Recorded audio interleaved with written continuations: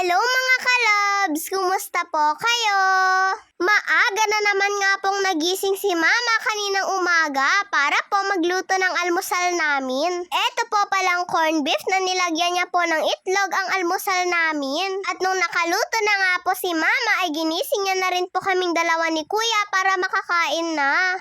Pero nagising na nga din po si Papa sa mga oras na yan dahil mauuna nga po siyang maligo kaysa sa amin. May pasok nga din po kasi si Papa. Madami nga po itong corned beef na naluto ni Mama. Ang bango-bango pa nga po ng corned beef na to mga kalobs. Sinandukan na rin po pala ako ni Mama ng pagkain ko para po makakain na rin ako. At ako na nga lang po ang maglalagay ng ulam ko sa plato. Pagkagising nga po namin sa umaga, mga kalabs, ay umiinom po muna kami ng tubig bago po kami kumain. Yun po kasi madalas ang sinasabi nila Mama at Papa. Kaya nasanay na nga po kami ni Kuya na pagkagising namin sa umaga ay umiinom po muna kami ng tubig. Sabi ko nga po kay Mama ay ang sarap naman po ng corned beef na ito. Sobrang malasa nga po siya mga kalabs. At hindi nga din po siya malansa. Kaya sabi po ni Mama sa akin ay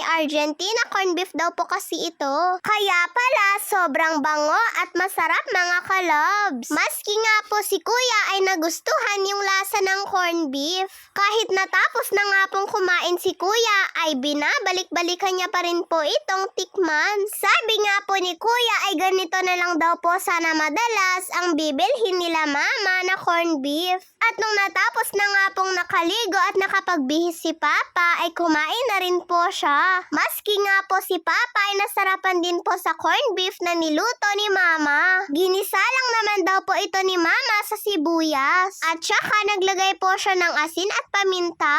Tapos, itlog na. At madami pa nga daw po itong corned beef na naluto ni Mama, sabi po ni Papa. Eto daw po kasing malaking corned beef ang niluto ni Mama. Ayan, at pagkatapos ko na nga din pong nakaligo at nakapagbihis mga kalabs, ay papasok na rin po ako sa school. Babalik nga po dapat ako dahil akala ko po ay may nakalimutan ako, pero wala po pala. Wala din po pala akong kasabayan sa pagpasok, kaya eto maglalakad na lang po ako mga kalobs. Nauna na rin po kasi yung tito ko pong may motor na umalis. At wala pa nga din po akong nakikitang mga kasabayan ko na naka-tricycle na papasok na po. Kaya eto, itatawid na lang po ako ni Mama sa kalsada. Pagkatawid nga po sa akin ni Mama ay tumakbo na nga po ako mga kalobs. Baka po kasi ay malate ako. Pero pagkadating ko nga po sa school ay hindi pa naman po pala mga kalobs. At pagka-uwi ko po pala kaninang tanghali mga kalobs ay nagbihis na nga din po ako. Sinuot ko na po pala yung binigay po sa akin ng tita ko na Gucci na damit. Pero syempre mumurahin lang naman po ito mga kalobs. Sabi nga po sa akin ni Mama ay masyado daw pong malaki yung t-shirt at kasya nga din daw po sa kanya to. Pero sabi ko po kay Mama mga kalabs ay ipapartner ko po kasi ito sa pajama niya. At binuhat ko na nga po muna itong pinsan ko mga kalabs dahil umiiyak. May ginagawa din po kasi si Mama pati po si Nanay. Umalis po kasi yung mama niya mga kalabs dahil may inasikaso lang po siya. Kaya eto, kinuha ko po muna siya para po makarga ko at para tumigil po sa kakaiyak. Nilalaro-laro ko na nga lang po muna siya mga kalobs. At takot nga din po siya kay Kuya.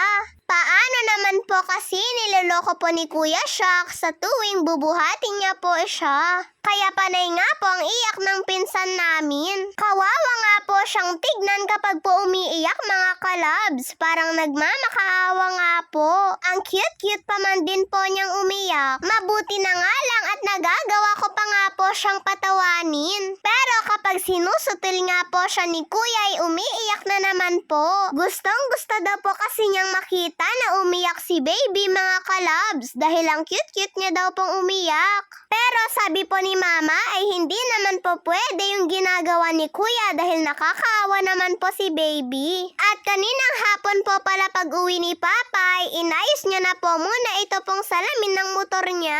Kaya nung nakapagpalaman nga po ako ng tinapay ay pinagpalaman ko na din po siya. Para nga po makapagmerienda na rin din po siya, mga kalabs. Kami po kasi ay nagmimerienda na at siya po ay hindi pa. Sinusubuan ko na nga lang po siya ng tinapay dahil madumi po yung kamay niya. Pagka-uwi po kasi ni Papa galing sa trabaho niya ay eto po kaagad yung ginawa niya. Nagagalaw-galaw daw po kasi itong salamin niya, mga kalabs, dahil maluwag na daw po yung screw. Kailangan niya nga daw po itong maayos. Importante daw po kasi yung side mirror ng motor, mga kalabs. Kaya nga lang, kahit anong screw daw po yung ilagay niya dito, ay lumuluwag pa rin daw po. Kaya ginawa na nga po lahat ni Papa ng paraan para lang po maayos niya ito. At dahil may kape pa nga po akong natira, mga kalabs, ay naglagay na lang po ako dito ng kanin. Medyo nabitin po kasi ako sa tinapay at naubos nga po kaagad. Kaya naisipan ko na nga lang pong ikanin ito pong kape.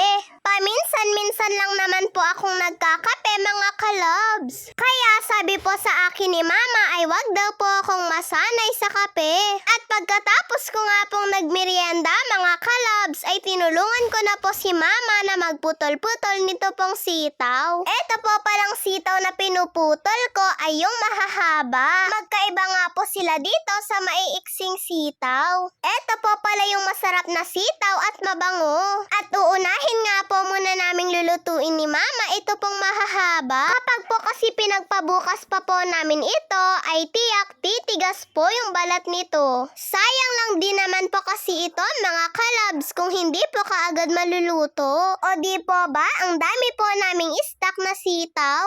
Syempre, paborito ko po ang sitaw, mga kalabs, lalo na po kapag adobo. Eto nga pong si Papa, gabi na ay hindi pa rin po siya natatapos. Kawawa naman po si Papa, hindi pa po siya nakakapagpahinga.